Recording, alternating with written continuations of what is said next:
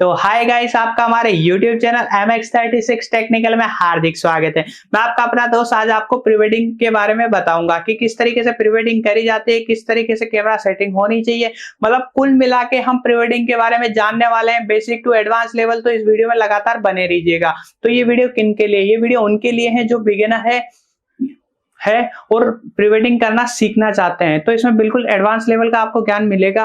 और ये वीडियो उनके लिए भी है जो करंटली प्री वेडिंग कर रहे हैं पर उनका काम मार्केट लेवल के अकॉर्डिंग नहीं आ पा रहा, जो अपने कस्टमर को सेटिस्फाई नहीं कर पा रहे, जिनके अंदर कॉन्फिडेंस की कमी है, जिनको ये नहीं पता, सीखना तो चाहते हैं पर उन्हें ये नहीं पता कि कैमरा सेटिंग क्या होनी चाहिए, मेरे को किस तरीके से ट्रेंडिंग काम करना चाहिए जो मार्केट लेवल पे बीट करे, किस तरीके से नया काम निकाल के लाएं, किस तरीके से नए नए पोज बनाएं। ये वीडियो उनके लिए सिनेमेटोग्राफर और वीडियो फोटोग्राफर दोनों के लिए हेल्पफुल होने वाली है दोस्तों। तो लगातार इस वीडियो में बने रहिएगा। इस वीडियो में जो ज्ञान मिलने वाला है आपको, वो लाखों रुपए खर्च करने के बाद किसी इंस्टीट्यूट में आप सीखने जाएंगे तो ये बिल्कुल पेड कंटेंट है जो आपको बिल्कुल फ्री में मिलने वाला है। आज के बाद आपका काम जब भी क्लाइंट देखेगा वो देखने के बाद वाव बोलेगा, आपके क्लाइंट आपसे सेटिस्फाई होने लगेंगे, पूरे आप में कॉन्फिडेंस आएगा, आपकी गुडविल बनने लग जाएगी। यदि आप स्टूडियो ओनर या फ्रीलांसर जो कुछ भी है, मतलब फोटोग्राफर या सिनेमेटोग्राफर है, दोनों के लिए बहुत हेल्पफुल होने वाली। तो मैं द्रोणाचार्य बनने के लिए तैयार हूं, तो आप भी एकलव्य बनिए। मैं आपसे अंगूठा तो नहीं मांगूंगा पर ये जो लाल बटन है ना, इसको फोड़ दीजिए, कुछ भी कीजिए, बस सब्सक्राइब हो जाना चाहिए। मुझे नहीं पता, और लाइक तो जरूर करना है क्योंकि ये पेड कंटेंट आपको फ्री में मिल रहा है। और ये वीडियो उनको भी शेयर कर दीजिएगा जिन्हें इसकी सख्त जरूरत है। तो चलिए दोस्तों, वीडियो शुरू करते हैं हम। तो ये जो वीडियो है ये दो पार्ट होने वाला है। ये जो पार्ट, ये पहला पार्ट है, इसमें हम सीखेंगे कि प्री वेडिंग से पहले आपको क्या करना है, प्री वेडिंग वाले दिन क्या करना है, क्या कैमरा सेटिंग होनी चाहिए, वो सब मैं बताऊंगा, और प्री वेडिंग के बाद क्या करना है। तो ये तीनों पार्ट में हम देखेंगे, और ये तीनों पार्ट इसी पार्ट में, पार्ट 1 जो है इसी वीडियो में इंक्लूड है और इसी में हम इसके बारे में चर्चा करेंगे। तो चलिए दोस्तों, हम सबसे पहले जानते हैं कि प्री वेडिंग से पहले क्या करना है। तो मान लीजिए आपके पास कोई ऑर्डर आता है कि भैया, या कोई कस्टमर आता है कि भैया हमें आपसे प्री वेडिंग करवानी है, तो आपको उस सिचुएशन में क्या करना है। तो दोस्तों, आपसे सबसे पहले अपने के कस्टमर के पास जाना है, उसे हाय हेलो करना है, उससे अच्छा सा इंट्रोडक्शन देना है अपना, या उसका भी इंट्रोडक्शन लेना है। अब यहाँ आती है हंसलीबाजी। आपको क्या करना है, ज्यादा कोशिश करनी है उसकी पसंद जानने की, क्योंकि सबकी पसंद अलग होती है। मेरी पसंद अलग है, उसकी पसंद अलग है, और सामने वाले कस्टमर की पसंद अलग है। तो ज्यादा कोशिश करें कि उसकी पसंद क्या है, वो किस टाइप की प्री वेडिंग बनवाना चाहता है। उससे याद रखें, उससे 2 रेफरेंस वीडियो मांग ले यूट्यूब की कि भैया हमें आपकी पसंद का कोई वीडियो दिखाइए जो आपको पसंद हो। जब वो वीडियो आप देखेंगे, वो आपको, इसमें मांगने में कोई शर्म नहीं है दोस्तों, क्योंकि हमें उसकी पसंद जाननी है। कई लोग क्या है, शर्मा शर्मी के कारण ये मांगते नहीं है। वो सोचते हैं यार कस्टमर क्या सोचेगा। अरे भैया, वो कुछ भी नहीं सोचने वाला। वो आपको उसकी पसंद जाननी है, वो क्योंकि वो खुद के लिए वीडियो बना रहा है और वो खुद सेटिस्फाई होना चाहता है। तो यहाँ सबसे बड़ा मेन रोल आता है, उससे वीडियो मांगिए। जब वो आपको देगा, 10 बार देगा, आप रिक्वेस्ट करेंगे तो आप उससे वीडियो लीजिए और देखिए। आपको उससे उसकी पसंद समझ में आ जाएगी। आपको पता लग जाएगा कि बंदा एग्जैक्टली चाहता क्या है हमसे। हाँ, अब ये हो गया। अब आपको मैं बताता हूँ कि प्री वेडिंग 2 टाइप की होती है। एक तो स्टोरी टेलिंग, जैसे मेनली 3 टाइप की होती है, एक सिनेमैटिक, एक ट्रेडिशनल। ट्रेडिशनल का जमाना गया दोस्तों। वो एक आपको पता है कि सिंपल सी, यार जब गिम्बल नहीं आए तो उससे पहले चलती आ रही थी कि एक पोज में खड़ा रहते हैं, हल्के फुल्के कुछ करते हैं मूवमेंट और खत्म हो जाती है। तो उसका जमाना गया, उसके बाद हम नहीं करेंगे। मेनली आजकल जो ट्रेंडिंग में वो 2 तरह की प्री वेडिंग चल रही है, एक तो स्टोरी टेलिंग, एक non story telling. Story telling वो प्री वेडिंग होती है दोस्तों जिसमें कोई एक स्टोरी होती है।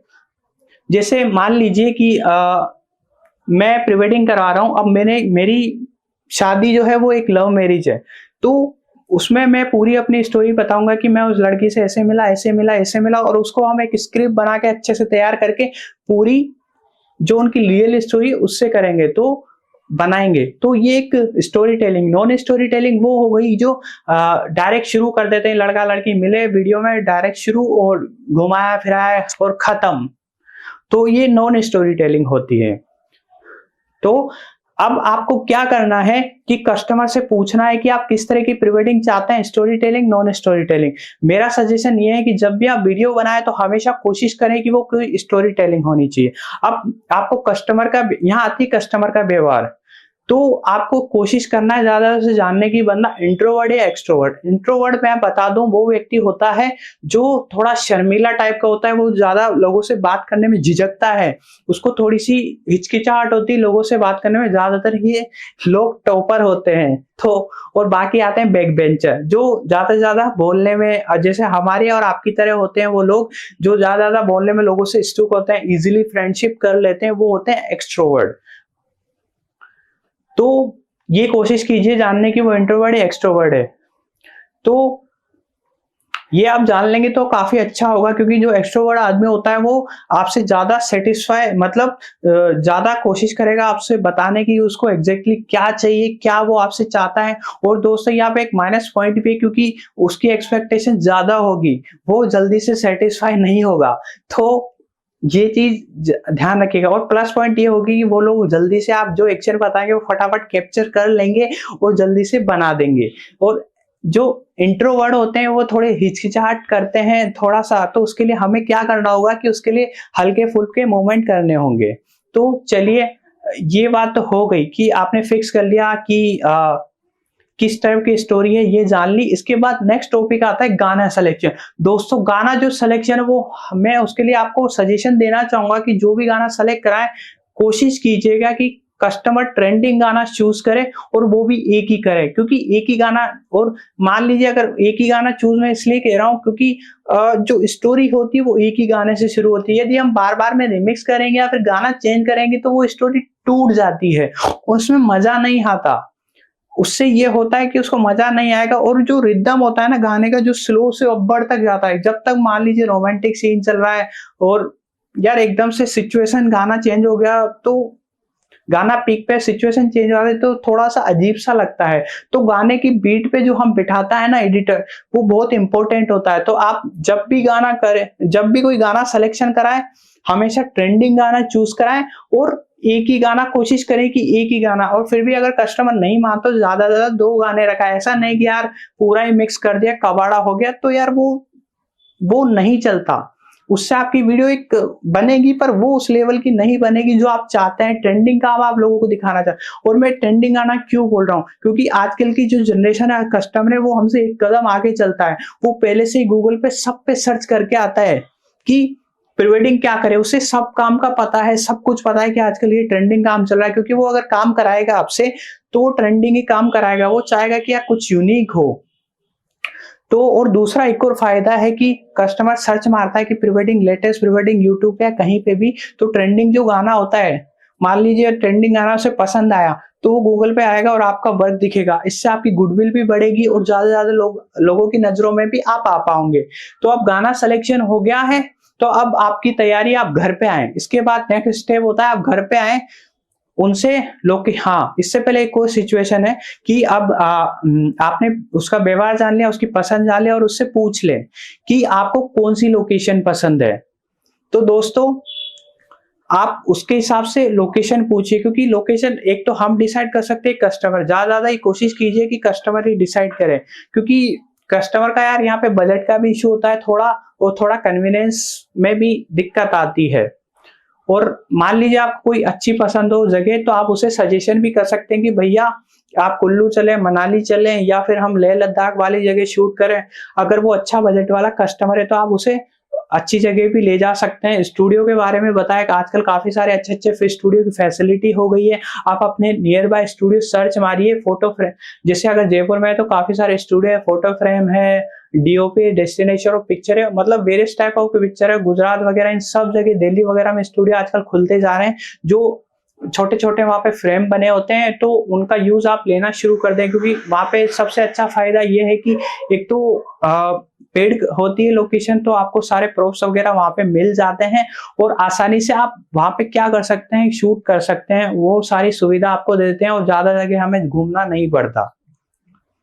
तो एक बात ये हो गई।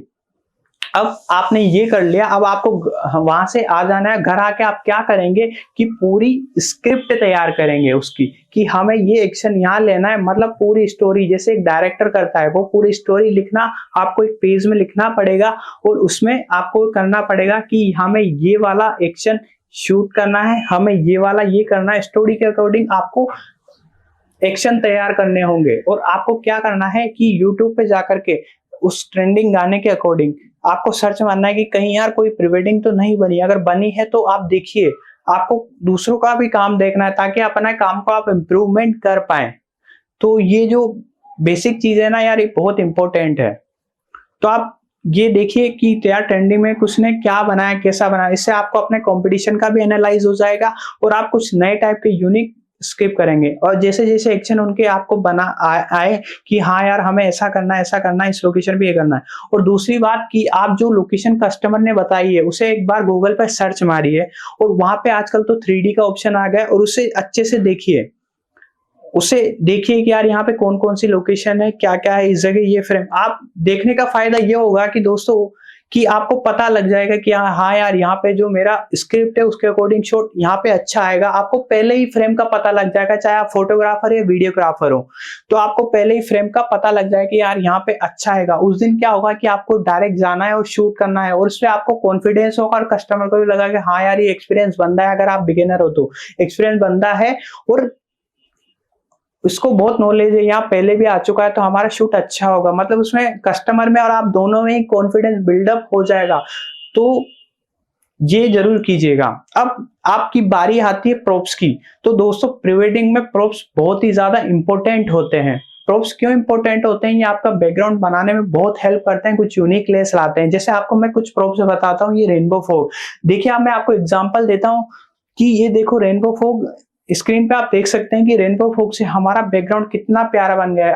अब आप ये ओरिजिनल बैकग्राउंड देखिए कि कैसा था और हमने कैसा बना दिया है इसे।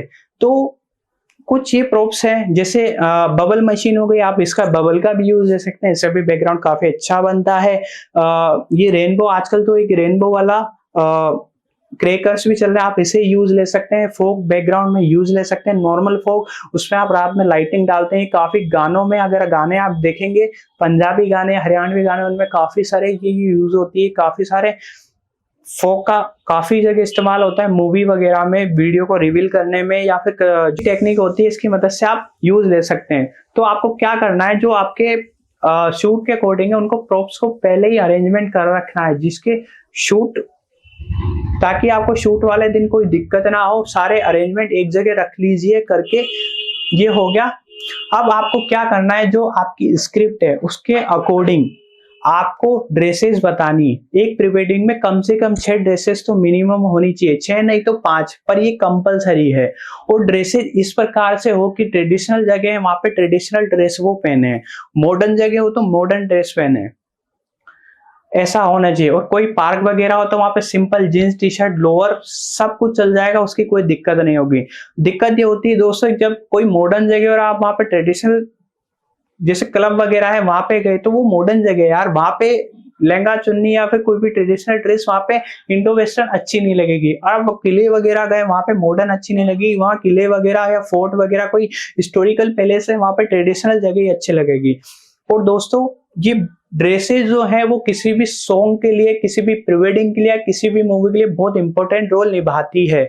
इसका एक एग्जांपल दूं तो आपने RRR मूवी देखी होगी, उसने जो अंग्रेजों का जमाना था उसके अकॉर्डिंग जो एक्टर था उन्होंने वैसी ही ड्रेस पहनी है, तो कितना प्यारा लग रहा था वो ड्रेसेस। और हाँ दोस्तों, अगर आप ड्रेसिंग सेंस का आप मैं बताऊं कि जो ट्रेंडिंग मूवी है उसके अकॉर्डिंग भी आप अपने क्लाइंट को सजेशन दे सकते हैं। जैसे RRR मूवी आई थी, आप उसके अकॉर्डिंग जैसे जो टॉक शेडो जो उसने पहना था, एक्टर का नाम मुझे याद नहीं आ रहा, पर जो राम भगवान बने थे उसमें, तो आप उसके अकॉर्डिंग उनकी ड्रेस सजेशन दे सकते हैं। जो भी आपकी लेटेस्ट मूवी है ना यार, उसके अकॉर्डिंग आप दे दीजिए, क्योंकि आप है ना जो ट्रेंडिंग वर्क है उसके अकॉर्डिंग चल रहे हैं, तो कस्टमर को भी अच्छा लगेगा यार, कुछ यूनिकनेस है, हाँ ये मैंने देखा हुआ है। तो ये हो गई ड्रेस का। अब आपका पूरा अरेंजमेंट हो चुका है कि आपको ड्रेसेस क्या रखनी है, लोकेशन का आपको पता लग गया, सब कुछ है। जो स्क्रिप्ट है उसका आप मोबाइल में फोटो खींच के रख लें और जब आप शूट करने जाए तब लेके जाए, ताकि आपको सब कुछ याद रहे। उस समय आपको ये होगा कि आपको पता रहेगा कि यार मुझे कैसा शूट लेना है, क्या लेना है, किस जगह कौन सा लेना है। आपको लोकेशन तक का भी ध्यान है, तो आपका एक कॉन्फिडेंस तो यहीं बढ़ गया, आपकी पूरी प्लानिंग हो गई। मतलब आपने आधी प्री वेडिंग तो यहीं खत्म कर दी, ये मान लीजिए। अब आता है आपका, हाँ इससे पहले आता है कि आपको लेंस कौन से लेने चाहिए। मैं फोटोग्राफर वीडियोग्राफर दोनों के लिए बता देता हूँ। सबसे पहले हम बात करते हैं कैमरा सेटिंग की, कि सिनेमेटोग्राफर को कौन से लेंस चाहिए और कौन सी कैमरा सेटिंग होनी चाहिए।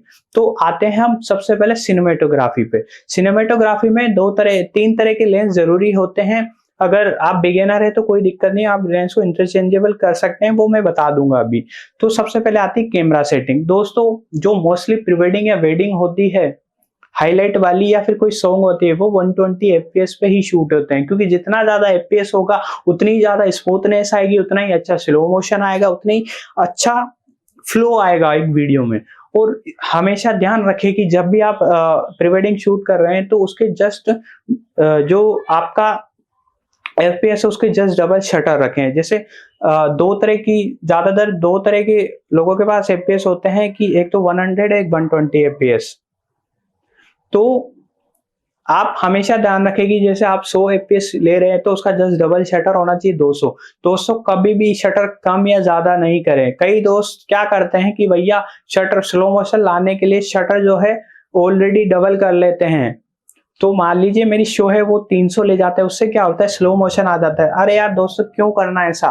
मान लीजिए हमें वैसा ही कुछ जरूरत है, स्लो मोशन तो हम यार बाद में ऑप्शन आता है एडिटिंग में, आप उससे कर लीजिए। उससे क्या होता है कि आपकी डिटेलिंग खत्म होती है बेवजह करने से, और दूसरा क्या होता है आपकी शार्पनेस खत्म होती है। तो और थोड़ा सा अगर आप रात में शूट कर रहे हैं तो उसमें थोड़ा सा क्या बोलते हैं जो ग्रेन है वो आने शुरू हो जाता है। अगर आपने कई बार देखा होगा, ये आपको ऐसे पता नहीं लगेगा। कभी आप 4K पे शूट कीजिएगा और एसलॉग पे शूट करेंगे तब आपको थोड़ा डिफरेंस पता लगेगा, वो भी हाई एंड पीसी पर ही पता लग पाएगा आपको। तो हमेशा ये चीज ध्यान रखें। अब आती है लेंस की बारी की सिनेमेटोग्राफर कौन कौन से लेंस ले। तो सबसे अगर आप किसी हिस्टोरिकल पैलेस में जा रहे हैं या फिर कोई प्रॉपर्टी दिखाना चाहते हैं तो उसके लिए वाइड एंगल बहुत ही कंपलसरी है। हमेशा या तो 20 mm या 17 mm कोई भी एक वाइड एंगल लेंस लेना चाहिए, जो भी एंगल का हो। वाइड एंगल इसलिए जरूरी है, मान लीजिए आप कोई लेह लद्दाख गए हैं, वहां के माउंटेन्स दिखाना चाहते हैं, तो यार वो प्रॉपर्टी वाली जगह है, वो दिखाना आपको कंपलसरी है। तो हमेशा एक वाइड एंगल जरूरी। कोई फोर्ट वगैरह में जाए तो आपको पूरा फोर्ट दिखाना पड़ेगा, उसके लिए एक वाइड एंगल लेंस बहुत ही जरूरी है। फिर उसके बाद आता है एक क्लोजअप। हमेशा क्लोजअप बहुत जरूरी होता है किसी भी प्री वेडिंग के लिए, तो उसके लिए 35 mm और 85 mm जरूरी होता है। यदि आपके पास 85 mm में कोई दिक्कत नहीं, दोस्तों बिगिनर है आप, कोई दिक्कत नहीं, आप 35 mm ले ले। क्लोजअप शूट करने में वो बहुत ही मददगार होते हैं। मान लीजिए आप कोई स्टूडियो में शूट कर रहे हैं, कोई क्लब में शूट कर रहे हैं, या फिर किसी ऐसी लोकेशन पे शूट कर रहे हैं जहाँ पे आपको क्लाइंट का क्लोजअप लेना, तो वो 35 और 85 से बहुत ही प्यारा आता है। अधिकतर लोग 85 यूज लेते हैं, बट मैं 35 रेकमेंड इसलिए करता हूँ क्योंकि जो बिगिनर होते हैं उनसे थोड़ी बहुत गलतियां हो जाती है 85 mm से, क्योंकि वो बहुत ज्यादा क्लोजअप हो जाता है, वो यहीं तक ले पाता है। बाकी मेरा रेकमेंड यही है कि आप 35 लीजिए, और 85 हो तो बहुत ही बढ़िया है। 35 लीजिए 1.4 अपर्चर का, उससे क्या होगा आपका शार्पनेस बहुत अच्छी आएगी, आपका बैकग्राउंड में बहुत अच्छा ब्लर आएगा, बूके बहुत प्यारे बनेंगे, जो क्लोजअप है वो देखने लायक होगा।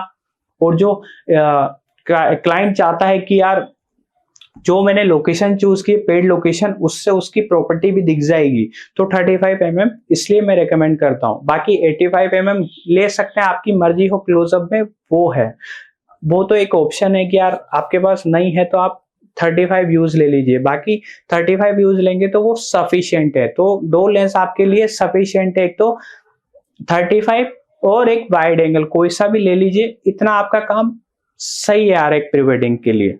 और हमेशा एफपीएस का ध्यान रखें। और सिनेमेटोग्राफर के लिए एक ही जरूरी चीज है, वो है एंटी फिल्टर।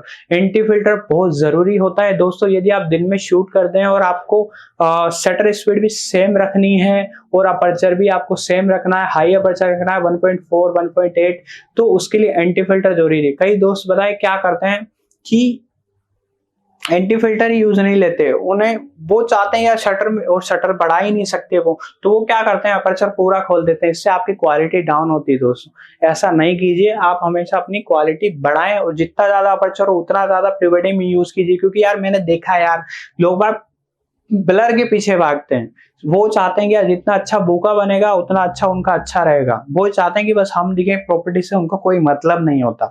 तो हमेशा हाई अपर्चर यूज करें 1.4 1.8, इससे नीचे ना जाए, मेरा रिकमेंडेशन तो बिल्कुल यही है। वाइड एंगल में एक अलग बात है, आप प्रॉपर्टी वगैरह दिखा रहे हैं तो वो यूज ले सकते हैं कम अपर्चर, बाकी क्लोजअप लें तो हमेशा 1.8 या 1.4 अपर्चर होना कंपलसरी है। अब ये हो गया आपकी बात एंटी फिल्टर, और एक हाँ, धूप में अगर यदि आप शूट कर रहे हैं तो कोई रिफ्लेक्टर जरूर लें, क्योंकि कई बार होता है कि लाइटिंग यहाँ से आती है और यहाँ पे शेडो बनती है, तो वो बहुत ही गंदा लगता है दोस्तों। तो आप अगर सूरज यहाँ है तो आप रिफ्लेक्टर का यूज लेकर के आप दूसरी साइड से लाइट डला सकते हैं, जिससे आपका पूरा चेहरा आधा जो डार्क है वो डार्क और ब्लैक नहीं होगा, तो इससे आपका ये फायदा बहुत अच्छा होगा। और इसके जस्ट बाद एक ऑप्शन आता है कि आप डिफ्यूजर भी यूज ले सकते हैं दोस्तों। जो एंटी फिल्टर है 5-in-1 आने लग गए हैं आजकल, तो वो डिफ्यूजर भी बन जाता है। तो आप क्या कीजिए, दूर एक असिस्टेंट जरूर रखिए, तो वो क्या करेगा आपका डिफ्यूज कर देगा लाइट को, पूरे चेहरे पे प्रॉपर सनलाइट नहीं आएगी और अच्छे से आपका काम हो पाएगा। तो दोस्तों एक और बात बतानी थी मुझे, ये बहुत इंपॉर्टेंट है कि कभी कभार क्या होता है, जो इंट्रोवर्ट क्लाइंट होते हैं, जो थोड़े झिझकते हैं, जो शाय टाइप के होते हैं, वो क्या है एक्शन एक साथ नहीं कर पाते। मान लीजिए आपने कोई बड़ा एक्शन दिया तो यार वो एक्शन कर नहीं पाते, तो उन्हें क्या करें, पास में आए, पोलाइटली बोलने कि सर हम इसे टुकड़ों में करते हैं, उन्हें टुकड़ों में ही बताएं। जैसे मान लीजिए आप घुमाने वाला बता रहे तो, या फिर हाथ पकड़ के खींचने वाला लड़की को, या मान लीजिए कोई भी एक्शन बता रहे हैं, उन्हें टुकड़ों में बताइए, भैया दूर जाना है फिर हल्के से पास आना है, ये खत्म हो जाए फिर दोबारा उन्हें समझाए। तो ऐसे टुकड़ों टुकड़ों में छोटा छोटा स्टेप बताएंगे ना, तो वो कर पाएंगे, क्योंकि यार वो कोई एक्टर तो है नहीं, जो कोई प्रोफेशनल या मॉडल तो है नहीं, पहली बार एक्टिंग करा रहे हो आप उनसे तो थोड़ा उनके लिए मुश्किल होता है। तो उन्हें हमेशा टुकड़ों में ही बताएं, जो भी एक्शन है बड़ा उसे टुकड़ों में बताएं कि सर थोड़ा यहाँ चल के आना है, यहाँ पे इस लोकेशन पे रुकना है, इस पॉइंट पे, उन्हें पॉइंट बिल्कुल छोटा छोटा इंस्ट्रक्शन दें। इससे क्या होगा कि वो थोड़े बेझिझक हो जाएंगे, उनको उनमें कॉन्फिडेंस आ जाएगा, उनका कॉन्फिडेंस लूज नहीं होगा, थोड़ा उनमें कॉन्फिडेंस बना रहेगा, और वो भी हंसते खिलते आपका पूरा कॉर्पोरेट करेंगे, और आसानी से आपका भी दिमाग खराब नहीं होगा और आसानी से आपका शूट कंप्लीट हो जाएगा। तो दोस्तों ये तो बात हो गई सिनेमेटोग्राफर की, तो ये जो चीजें आपको लेना कंपलसरी। अब आती है फोटोग्राफर की कि भैया वो क्या करे। तो दोस्तों उनके लिए भी यही रिकमेंडेशन है कि यार आप एक बार लोकेशन देख लें, पिंटरेस्ट या गूगल पे पहले ही आप क्या करें, पोजेस देख लें, और आपको फ्रेम का ऑलरेडी फोटो देखने से आपको पता लग जाएगा, क्योंकि यार आपका मान लीजिए आप बिगिनर है तो आपको ये पता लग जाएगा फोटो देखने पे कि हाँ यार ये लोकेशन पे ये है, तो फोटो आप ले पाएंगे। अब आती है आपकी लेंस की बारी कि आपको कौन सा लेंस लेना चाहिए। दोस्तों आपके लिए 2 ही लेंस रिकमेंडेड मैं करूंगा, 2 नहीं तो मैं आपके लिए 3 रिकमेंड कर देता हूँ। यदि आपको सबसे पहले लेना 70-200 मैं क्यों बोल रहा हूँ दोस्तों, आप क्लाइंट की कैंडिड ले सकते हैं, तो कैंडिड पिक्चरें बहुत प्यारी आती है, तो वो अच्छे से लें। और दूसरा क्या है, उसका डेप्थ ऑफ फील्ड है वो अच्छी होती है, उससे शार्पनेस अच्छी आती है, तो वो ले सकते हैं। 70-200 का फायदा ये होता है दोस्तों कि हमें प्री वेडिंग में 30 या 35 देनी पड़ती है फोटो, तो 10 फोटो तो सिर्फ कैंडिड से ही निकल जाती है। वो कैसे निकलती है मैं आपको बताऊं, जब सिनेमेटोग्राफर शूट ले रहा है तब तक आप फ्री हैं, तो आप क्या करते हैं, उस कैंडिड से जाकर के कोने में से आप फोटो ले सकते हैं। तो उसके आप कोने में से फोटो लेंगे तो 10 फोटो तो आपकी नॉर्मली आसानी से आपको मिल जाएगी बिना कुछ मशक्कत करे हुए। तो जब तक सिनेमेटोग्राफर काम कर रहा है तब तक आप नेचुरल कैंडिड फोटो ले लीजिए कोने में जाकर के, तो इससे आप सिनेमेटोग्राफर भी परेशान नहीं होगा, आपकी कैंडिड फोटो भी आ जाएगी, और आपका टाइम का जो यूजेज है वो भी अच्छे से हो पाएगा। इसके जस्ट बाद आता है आपको कौन सा लेंस लेना चाहिए। दोस्तों एक आपको वाइड एंगल लेंस की भी जरूरत है, क्योंकि जैसा सिनेमेटोग्राफर को प्रॉपर्टी दिखानी पड़ती है उस तरह आपको भी दिखानी पड़ती है, तो कुछ फोटो में आपको वाइड एंगल लेंस की भी जरूरत है। और आपको एक लेंस की जरूरत है, वो 85 है, अगर आपके पास 85 ना हो तो आप 35 भी यूज ले सकते हैं। मैं इसलिए रिकमेंड कर रहा हूँ 85, क्योंकि उससे जो शार्पनेस है उसकी बहुत प्यारी आती है। पोर्ट्रेट में एक नंबर लेंस होता है, एक नंबर आपकी क्वालिटी वो लाके देता है। अगर आपके पास 85 नहीं है तो कोई दिक्कत नहीं है, आपके पास 70-200 नहीं है कोई दिक्कत नहीं है, आप 50 mm ले जाएं, उससे भी आपका काम चल जाएगा। और एक ऐसा लेंस लेके जाएं जो आपका, अगर आपके पास वो भी नहीं है तो आप जो किट लेंस है वो लेकर जाएं, एडिटिंग में वो सही हो जाएगा। बट मेरा रिकमेंड यही है कि 70-200 आप लेके जाएं, वो नहीं है तो एक 50 mm ले जाएं, बाकी 85 या 35 ले जाएं तो वो बहुत ही शानदार है। तो आपके लिए ये लेंस का रिकमेंडेशन है। और जो कैमरा सेटिंग है वो अच्छे से आप जानते हैं। आपको हमेशा ध्यान रखना होगा कि आप हमेशा रो फोटो खींच के लाएं। रो और जेपेग दोनों फॉर्मेट अपने उसमें लगा लें, तो रो फोटो से ये फायदा होगा कि आप जो एडिटर है वो अच्छे से कर पाएगा। यदि आप खुद एडिटिंग करते हैं तो उसमें क्या होगा, कभी कभार क्या है, धूप के कारण कलर का पता नहीं लग पाता, तो रो फोटो में हम बाद में एडिटिंग में उस कलर इनहेंस कर सकते हैं, कलर सही कर सकते हैं। जो प्रोफेशनल है वो बिल्कुल, जो बिगिनर से काफी गलतियां होती है कि कलर बिठा नहीं पाते, वो मतलब एक्सपीरियंस आने में काफी टाइम लगता है। जब आप मेहनत करेंगे तो वो एडिटर आपको, प्रोफेशनल जो एडिटर है वो आपको ठीक करके दे देगा और आपको नेक्स्ट लेवल की फोटो बना के दे देगा। तो आप हमेशा रो फोटो खींचे। सिनेमेटोग्राफर भी हमेशा ध्यान रखे कि वो रो डाटा जब भी करें तो वो हमेशा रो में शूट करें, या सोनी का कैमरा यूज करें तो एस-लॉग HLG3 ये यूज ले, क्योंकि यार उससे कलर बहुत अच्छे आते हैं। अगर नहीं हो तो कोई दिक्कत नहीं है, एंटी फिल्टर जरूर यूज ले। तो दोस्तों अब आता है प्री वेडिंग वाला दिन। तो जिस दिन आप शूट करने जाएं उस दिन ये बातें ध्यान रखें। तो आपको कुछ नहीं करना, जैसे आप कस्टमर से मिले उन्हें गुड मॉर्निंग कहें, good morning sir, good morning ma'am, उन्हें हाय हेलो करें, उनसे साथ अच्छे से हैंडशेक करें, चेहरे पे हमेशा स्माइल रखें और अपनी जो पूरी टीम है उनसे उनका इंट्रोडक्शन कराएं। जैसे आपके साथ फोटोग्राफर है, उनका फोटोग्राफर क्या करें, हाय सर ये हमारे फोटोग्राफर है, इनका नाम ये है, ये फोटो खींचने में एक्सपर्ट है और आज ये आपकी फोटो खींचेंगे। आपकी मेकअप आर्टिस्ट है, मेकअप आर्टिस्ट का इंट्रोडक्शन कराएं। आपका जो सिनेमेटोग्राफर है या आप खुद हैं तो अपना इंट्रोडक्शन अच्छे से ब्रीफली एक बार और दे दें। इससे ये होगा कि आपकी टीम में और उनमें जो आपके असिस्टेंट है, जो सब है, वो एक दूसरे से मिल बांट के चलेंगे, उनसे साथ आपका, क्लाइंट के साथ आपका तालमेल बैठ जाएगा। तो ये तो हो गई एक बात। दूसरा, आपके साथ अगर मेकअप आर्टिस्ट हो तो मेकअप आर्टिस्ट को क्लियरली इंस्ट्रक्शन दे दे कि भैया जो करना है जल्दी करना, जल्दी जल्दी हाथ चलाना। क्योंकि अक्सर देखा जाता है कि हमारा जो टाइम बर्बाद करते हैं वो जो आपके मेकअप आर्टिस्ट होते हैं वो टाइम बर्बाद करते हैं, चाहे वेडिंग हो या कुछ भी हो। सबसे ज्यादा यही टाइम करते हैं, रील बनाने लग जाते हैं हर बात बात पे। तो ये टाइम बर्बादी, उन्हें क्लियरली इंस्ट्रक्शन दे, काम के वक्त काम करें, रील हम बाद में बना लेंगे। तो ये हो गया। और दूसरा, जो आपका असिस्टेंट है उसे हमेशा क्लियरली इंस्ट्रक्शन दें कि भैया हमारे ध्यान का प्रॉपर, हमारे जो सामान है जब हम शूट करें पीछे से पूरा ध्यान रखना है। क्योंकि अक्सर देखा जाता है दोस्तों, जो फोटोग्राफर या वीडियोग्राफर बिजी हो जाते हैं अपने काम में, पीछे से लोग आते हैं और उनका कैमरा चुरा कर ले जाते हैं, उनकी जो भी इक्विपमेंट है चुरा के ले जाते हैं। तो दोस्तों हमारे इक्विपमेंट बहुत महंगे आते हैं, तो इन बातों का खासकर ध्यान रखेगा। बातें छोटी छोटी है पर दमदार है ना। इसके जस्ट बाद जब हम शूटिंग शुरू करें उससे पहले 3 नियम अपने क्लाइंट को समझा दें। 3 नियम क्या है ये अच्छे से याद कर लीजिएगा, क्योंकि आपके बहुत काम आने वाले हैं। सबसे पहला, जो आपका क्लाइंट है, दोनों कपल को आपके सामने खड़ा कीजिए, उन्हें बोलिए कि भैया जब भी हम शूट करें या जब भी हम शूट शुरू करते हैं, शुरू से एंड तक आपके चेहरे पे स्माइल रहनी चाहिए। इससे क्या होगा फायदा दोस्तों, जब भी आपको उन्हें बार बार नहीं बोलना पड़ेगा, फोटो या शूट लेते हुए अक्सर चेहरे पे स्माइल रखिए, ये रखिए, ये रखिए। वो हमेशा ही चेहरे पे स्माइल रखेंगे। जैसे आप कैमरा ऑन करेंगे उनकी ऑटोमेटिक स्माइल शुरू हो जाएगी, तो आपका और उनके बीच में तालमेल बैठा रहेगा, जो कोऑर्डिनेशन है वो अच्छा होगा। दूसरा नियम ये है जो सिनेमेटोग्राफर के लिए जरूरी है, वो क्लाइंट को समझाना बहुत जरूरी है। क्लाइंट को डायरेक्ट इंस्ट्रक्शन देना कि सर आपके पास से कैमरा मूव होगा, तो ऐसा नहीं कि जैसे मेरा कैमरा मूव हो रहा है उसकी तरफ नजर रखें। मतलब बिल्कुल भी कैमरे की तरफ नहीं देखना है और अपना काम जो आपको एक्शन बताए वो प्रॉपर्ली उसी में फील खोए रहना है, उसी में ही करते रहना है। इससे ये होगा, जैसा कि आप देखते होंगे कई मूवी में जो डायरेक्टर हैं वो क्लियरली इंस्ट्रक्शन देखते हैं एक्टर को कि यार कैमरे में ना देखें, क्योंकि कैमरे में देखना भी तो सही लगता है पर बाद में जब हम एडिटिंग में देखते हैं ना बिल्कुल ऑकवर्ड लगता है और वो चीज मतलब अच्छी भी नहीं लगती, नेचुरल नहीं। तो नेचुरल के लिए उन्हें ये नियम समझा दे तो वो देखेंगे ही नहीं, इससे आपकी फुटेज अच्छी आएगी।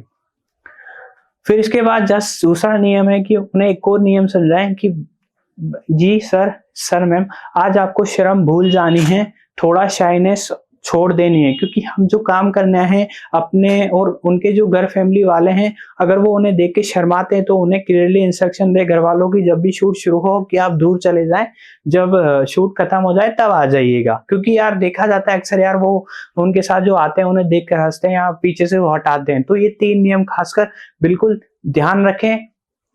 ये छोटी-छोटी चीजें हैं पर शानदार है। और दोस्तों इसका एक और पार्ट मैं बनाऊंगा जिसमें आपको बिल्कुल प्रैक्टिकली करके दिखाऊंगा कि किस तरीके से मूव लिए जाते हैं गिम्बल से, क्या नए ट्रेंडिंग शॉट है, क्या हम नया-नया काम कर सकते हैं, किस तरह से प्री वेडिंग में मूव ले। तो इसका सेकंड पार्ट आएगा, वो बिल्कुल प्रैक्टिकली होगा, वो मैं आपको लाइव करके दिखाऊंगा। तो ये बातें आपको ध्यान रखनी है। दूसरा है एक और शूटिंग वाले दिन आपको और क्या-क्या करना है वो मैं बता देता हूँ। उसमें आपको ये करना है कि जैसा स्क्रिप्ट है उसके हिसाब से अकॉर्डिंग काम करते रहें। जो हमने लोकेशन दी थी बिल्कुल आपको टाइम मैनेजमेंट करके चलना होगा दोस्तों। जब हम शूट करते हैं तो मेरी खुद की बात करूँ तो मैं एक दिन में पूरी प्री वेडिंग कंप्लीट कर देता हूँ 3 से 4 मिनट की, और आसानी से कंप्लीट हो जाती है वीडियो के और फोटो के साथ। और जो आपका फोटोग्राफर है उसे भी क्लियरली इंस्ट्रक्शन दे दीजिएगा कि जब भी सिनेमाटोग्राफर काम करे तो वो बीच में ना आए, क्योंकि अक्सर देखा जाता है कि यार जब जो सिनेमेटोग्राफर काम आता है बीच में फोटोग्राफर आ जाता है, जैसे कि शादी में होता है, अक्सर देखा ही होगा आपने। तो उसे भी बोलते हैं कि भैया जब मेरा काम खत्म हो तब तो आइएगा। तो ये छोटी चीजें हैं पर शानदार चीजें हैं, ये काफी कम लोग बताते होंगे आपको। ये हो गया। उसके बाद जस्ट आपको क्या करना है कि टाइम बिल्कुल मैनेज करना है। आप अपना टाइम बिल्कुल मैनेज कर रखें कि भैया हमें इतने टाइम में आपको काम खत्म करना है। फिर ध्यान रखिएगा कि उस समय बार बार पानी पीते रहें ताकि आपकी एनर्जी डाउन ना हो बिल्कुल भी। टाइमली स्नैक्स लें, टाइमली आप अपना टाइम का शेड्यूल में ये भी बिठाएं कि यार हाँ हमें इतने बजे लंच करना है, इतने बजे हमें ब्रेकफास्ट करना है और शाम के वक्त इतने बजे तक शूट खत्म करना है। इससे क्या होगा, आपकी एनर्जी डाउन नहीं होगी, बार बार पानी पीने से आपकी एनर्जी कम नहीं होगी।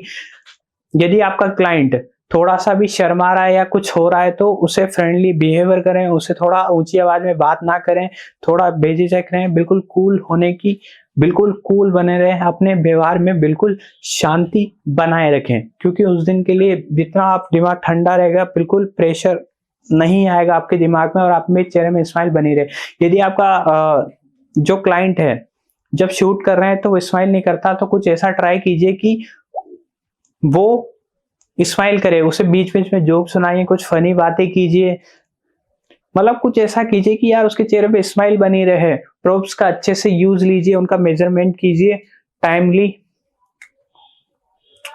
ये है, तो ये बातें छोटी छोटी, इनका बिल्कुल ख्याल रखिएगा आपको। और आपके मन में कोई भी सवाल आता है तो आप कमेंट बॉक्स पे लिख दीजिएगा। इसका पार्ट जल्दी ही सेकंड आएगा जिसमें आप प्रैक्टिकली बिल्कुल सीखेंगे, क्योंकि ये पार्ट बहुत लंबा होता जा रहा है। तो मैं से 3 जो सेक्शन बनाए हैं अपन ने उसमें ही खत्म करेंगे। अब ये बात हो गई अपनी शूटिंग वाले दिन। शूटिंग खत्म होने के बाद क्या करें? शूटिंग खत्म होने के बाद आपको दोस्तों कुछ नहीं करना। सबसे पहले तो अपना जो डाटा है उसको 2 जगह कॉपी करें घर जाके, क्योंकि यार डाटा बहुत इंपॉर्टेंट होता है हमारे लिए। तो हमेशा एक बैकअप और बना के रखें, 2 जगह कॉपी करें। और फिर आती है एडिटिंग। एडिटिंग मैं तो यही कहूंगा कि यार जो सिनेमेटोग्राफर है वो खुद ही एडिटिंग करे, क्योंकि यार उसे खुद को पता है कि यार मुझे क्या करना है।